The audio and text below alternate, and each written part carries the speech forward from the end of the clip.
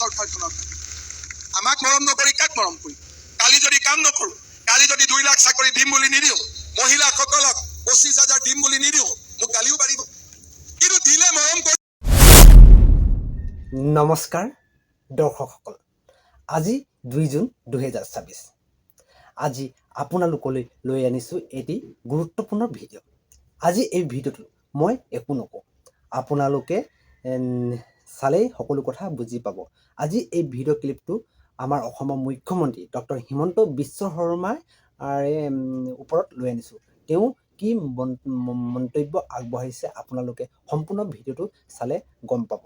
মই থুলমূলকৈ আপোনালোকক কৈ থওঁ যে অৰুণোদয় হিতাধিকাৰীসকলৰ ওপৰত মুখ্যমন্ত্ৰীয়ে কিছু মন্তব্য আগবঢ়াইছে, লগতে ছাত্ৰ ছাত্ৰীসকলৰ পঢ়া শুনা দায়িত্ব চৰকাৰে ল'ব বুলি মুখ্যমন্ত্ৰী ডাঙৰীয়াই লৈছে। লগতে অন্যান্য মুখ্যমন্ত্ৰী ডাঙৰীয়াই নিজ মুখেৰে ঘোষণা কৰিছে।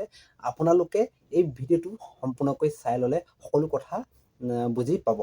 লগতে আপোনালোকলৈ এটি সৰু অনুৰোধ, আমাৰ চেনেলটোলৈ যদি প্ৰথমবাৰৰ বাবে আপোনালোকে আহিছে তেন্তে এতিয়াই চেনেলটো ছাবস্ক্ৰাইব কৰি লগতে কাষতে থকা বেল আইকনটি প্ৰেছ কৰি লওক, কিয়নো এনেধৰণৰ গুৰুত্বপূৰ্ণ ভিডিঅ'সমূহ মই আপোনালোকলৈ লৈ আহোঁ। এতিয়া বলক মুখ্যমন্ত্ৰী ডাঙৰীয়াৰ এটি ভিডিঅ' ক্লিপ আমি চাই লওঁ। চব্জি বিক্ৰী কৰি আছিল, ৰিক্সা চলাই আছিল, আজি এচিএছ অফিচাৰ হৈছে এই বিজেপি চৰকাৰখনৰ। ঠিক কৈছে আমাক মৰম নকৰি কাক মৰম কৰি কালি যদি কাম নকৰো কালি যদি 2 লাখ চাকৰি দিম বুলি নিদিও মহিলাসকলক 25,000 দিম বুলি নিদিও মোক গালিও পাৰিব কিন্তু দিলে মৰম কৰিব নে নকৰিব? 10,000 পালে আৰু 9,000 পালে।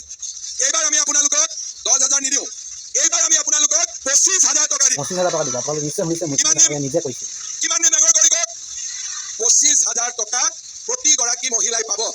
আৰু ভগৱানে যদি মোক শক্তি দিয়ে, এইবাৰ কৈছিলো 10,000 দিম, দিলো 19,000, এইবাৰ কৈছো 25,000 দিম। ভগৱানে শক্তি দিলে কিজানি ইয়াতকৈ বেছি দিব পাৰো, হয় নে নহয়? অৰুণোদয় আঁচনি প্ৰত্যেক সমষ্টিতে আমি যদি আৰু 2-3,000 অৰুণোদয় দি দিওঁ তেতিয়াহ'লে সকলোৱে পাই যাব। আমাৰ চৰকাৰী চাকৰি ওলাব 2 লাখ, 25,000 ওলাব পুলিচত, 75,000 ওলাব স্কুল কলেজত, 1 লাখ ওলাব nurse, laboratory technician, grade 3, grade 4। কিন্তু ল'ৰা ছোৱালীয়ে যদি নাৰ্ছ নপঢ়ে, নাৰ্ছৰ চাকৰি ক'ৰ পৰা পাব? যদি ল'ৰা ছোৱালীয়ে BEd নপঢ়ে, শিক্ষকৰ চাকৰি কেনেকৈ পাব? দুখীয়া ঘৰৰ দেউতাক মাকে ইমান টকা ফিজ দি ল'ৰা ছোৱালীক পঢ়াব নোৱাৰে। নিযুত মইনা, নিযুত বাবু অকণমান কষ্ট কমিছে, কিন্তু এইবাৰ আমি এক খোজ আগত যাব খুজিছো। এইবাৰ আমি সিদ্ধান্ত লৈছো যে ল'ৰা ছোৱালীৰ পঢ়োৱাৰ দায়িত্ব সম্পূৰ্ণৰূপে চৰকাৰে ল'ব। দেউতাক মাকে টকা পইচা খৰচ কৰিব নালাগে। ভাল কথা ক'লে আপুনি। 2 লাখ চাকৰি, মহিলালৈ উদ্যমিতা, ৰেচনত মিঠাতেল, চাহ বাগিচাৰ শ্ৰমিকলৈ মাটি, ঘৰ, বাগিচাৰ মজদুৰি, আমাৰ প্ৰতিখন গাঁৱতে গৃহহীন লোকক ঘৰ আৰু ল'ৰা ছোৱালীৰ পঢ়োৱাৰ দায়িত্ব। এই কাম আগতেও চৰকাৰবিলাকে কৰিব পাৰিলেহেঁতেন, কিন্তু তেওঁলোকে নকৰিল। আজি তেওঁলোকক আমি ক'ব খুজিছো যে নহয়, ৰাইজৰ কাৰণে যদি আমি কাম কৰো ৰাইজে আমাক আশীৰ্বাদ দিয়ে, ৰাইজে আমাক মৰম কৰে। আশীৰ্বাদ যাত্ৰাৰ সময়ত মই যেতিয়া বিভিন্ন জেগাত গৈছিলো, কিছুমান মানুহে মৰম কৰে আৰু কিছুমান মহিলাই মনতে ভাল পাই মোক চুমা খাই দিয়ে। তেতিয়া কংগ্ৰেছবিলাকে কয় যে হিমন্ত বিশ্ব শৰ্মা কিয় চুমা খায়? আৰে মোক চুমা আইতাই খায়, মায়ে খায়, ভণ্টিয়ে খায়, বাইদেৱে খায়। কিয় খায়? কাৰণ তেওঁলোকৰ কাৰণে দিনে ৰাতিয়ে মই পৰিশ্ৰম কৰিছো। মই লুঙি ধুতি ৰাজনীতি কৰা নাই। নিযুত মইনা, নিযুত বাবু যি ছোৱালী কলেজ ইউনিভাৰ্চিটিত নগ'লহেঁতেন, আজি আমাৰ চৰকাৰৰ কাৰণে সেই ল'ৰা ছোৱালী কলেজ ইউনিভাৰ্চিটিত গৈছে। যি ল'ৰা ছোৱালী দেউতাক মাকে চব্জি বিক্ৰী কৰি আছিল, ৰিক্সা চলাই আছিল, আজি এচিএছ অফিচাৰ হৈছে এই বিজেপি চৰকাৰখনৰ। আমাক মৰম নকৰি কাক মৰম কৰি কালি যদি কাম নকৰো কালি যদি 2 লাখ চাকৰি দিম বুলি নিদিও মহিলাসকলক 25,000 দিম বুলি নিদিও মোক গালিও পাৰিব কিন্তু দিলে মৰম কৰিব নে নকৰিব? কৰিব, নিশ্চয় কৰিব। ইমান আগবাঢ়ি যাব পাৰে। আমি আন্দোলন কৰিছিলো যে ডিব্ৰুগড়ৰ পৰা যোৰহাটৰ ৰাস্তা কেতিয়া ভাল হ'ব, কিন্তু আমি কল্পনা কৰিব পৰা নাছিলো যে ডিব্ৰুগড়ৰ পৰা যোৰহাটৰ ৰাস্তা ভালো হ'ব আৰু মৰাণৰ হাইৱেত প্লেন নামিব। তাক আমি কেতিয়াও কল্পনা কৰিব পৰা নাছিলো। ব্ৰহ্মপুত্ৰৰ ওপৰত এখনৰ পিছত এখন নতুন ব্ৰিজ, কাজিৰঙাৰ ওপৰত 34 কিলোমিটাৰৰ ফ্লাইঅভাৰ, গহপুৰ আৰু নুমলীগড়ৰ মাজত ব্ৰহ্মপুত্ৰৰ গহ্বৰেদি ৰেল আৰু গাড়ী যোৱাৰ ব্যৱস্থা আমি অসমীয়াই তাক কল্পনাও কৰিব পৰা নাছিলো। মই যেতিয়া যোৱা নিৰ্বাচনৰ সময়ত মই ৰাইজক কৈছিলো, ৰাইজ বিজেপি দলত ভোট দিয়ক, আমি 1 লাখ ল'ৰা ছোৱালীক চৰকাৰী চাকৰি দিম।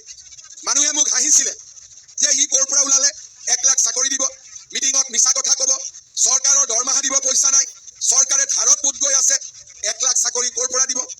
মই একো কোৱা নাছিলো।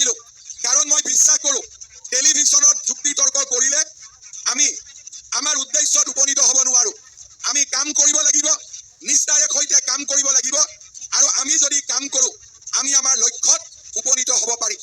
শ্ৰদ্ধা ৰাইজ, মই অসমৰ ৰাইজক কৈছিলোঁ আমাৰ চৰকাৰ আহক, আমি 1 লাখ চৰকাৰী চাকৰি দিম। কিন্তু 5 বছৰ মই পূৰ্ণ কৰিলোঁ, প্ৰতিশ্ৰুতি দিছিলোঁ যে 1 লাখ চৰকাৰী চাকৰি দিম, চাকৰি পালে 1,65,000 ল'ৰা ছোৱালী। ৰাজনীতি কৰা মানুহে যদি 10 কয় 5 কৰে, কিন্তু মই 10 কৈছিলোঁ, আপোনালোকৰ আশীৰ্বাদত আমি 20 কৰিবৰ বাবে সক্ষম হৈছিলোঁ।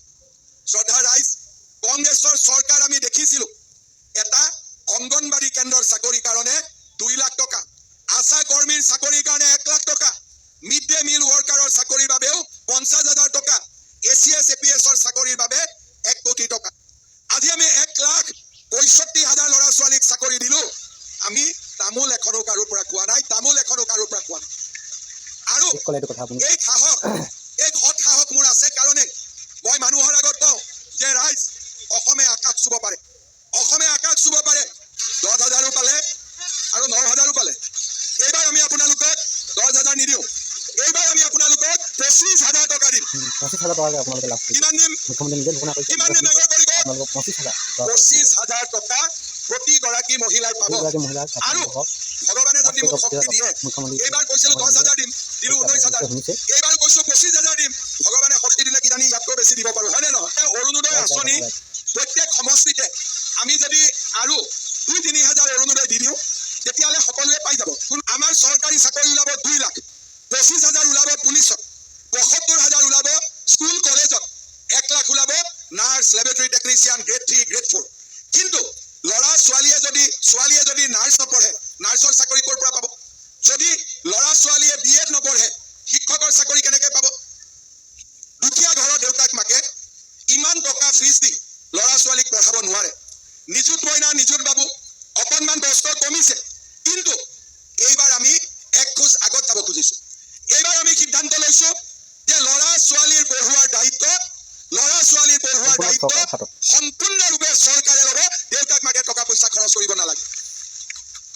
2 লাখ চাকৰি, মহিলালৈ উদ্যমিতা, ৰেচনত মিঠাতেল, চাহ বাগিচাৰ শ্ৰমিকলৈ মাটি, ঘৰ, বাগিচাৰ মজদুৰি, আমাৰ প্ৰতিখন গাঁৱতে গৃহহীন লোকক ঘৰ আৰু ল'ৰা ছোৱালীৰ পঢ়োৱাৰ দায়িত্ব। এই কাম আগতেও চৰকাৰবিলাকে কৰিব পাৰিলেহেঁতেন, কিন্তু তেওঁলোকে নকৰিলে। আজি তেওঁলোকক আমি ক'ব খুজিছোঁ যে নহয়, ৰাইজৰ কাৰণে যদি আমি কাম কৰোঁ, ৰাইজে আমাক আশীৰ্বাদ দিয়ে, ৰাইজে আমাক মৰম কৰে। আশীৰ্বাদ যাত্ৰাৰ সময়ত মই যেতিয়া বিভিন্ন জেগাত গৈছিলোঁ, কিছুমান মানুহে মৰম কৰে আৰু কিছুমান মহিলাই মনতে ভাল পাই মোক চুমা খাই দিয়ে। তেতিয়া কংগ্ৰেছবিলাকে কয় যে হিমন্ত বিশ্ব শৰ্মাই কিয় চুমা খায়?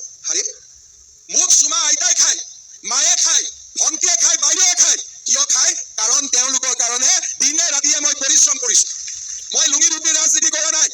নিযুত মইনা, নিযুত বাবু যি ছোৱালী কলেজ ইউনিভাৰ্চিটিত নগ'লহেঁতেন, আজি আমাৰ চৰকাৰৰ কাৰণে সেই ল'ৰা ছোৱালী কলেজ ইউনিভাৰ্চিটিত গৈছে। যি ল'ৰা ছোৱালী দেউতাক মাকে চব্জি বিক্ৰী কৰি আছিল, ৰিক্সা চলাই আছিল, আজি ACS অফিচ। এই ভিডিঅ'টো চাই আপোনালোকে কেনে পালে তলত আপোনালোকৰ মন্তব্যসমূহ জনাবলৈ বা আপোনালোকৰ মতামতসমূহ জনাবলৈ নাপাহৰিব।